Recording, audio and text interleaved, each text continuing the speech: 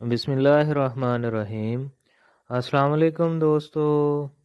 جس طرح کا موسم آج کل چل رہا ہے، اس موسم میں بچے جب ضرورت سے زیادہ کھیل کود کرتے ہیں تو شام کو روزانہ بخار میں مبتلا ہو جاتے ہیں، اور وہ بچے جو ضرورت سے زیادہ ٹافیز، چاکلیٹس، کیکس وغیرہ کھاتے ہیں تو دانت خراب کر لیتے ہیں، اور ہر رات دانت کے درد سے رو رہے ہوتے ہیں۔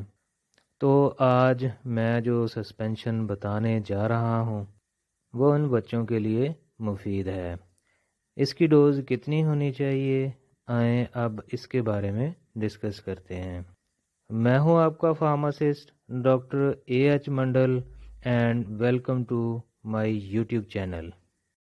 جی تو دوستو، اس سسپینشن کا نام ہے میفینامک ایسڈ۔ یہ اس کا جنیرک نیم ہے۔ میفینامک ایسڈ کی بچوں میں جو ڈوز ہوگی وہ 0.25 mg/kg ہر 8 گھنٹے بعد۔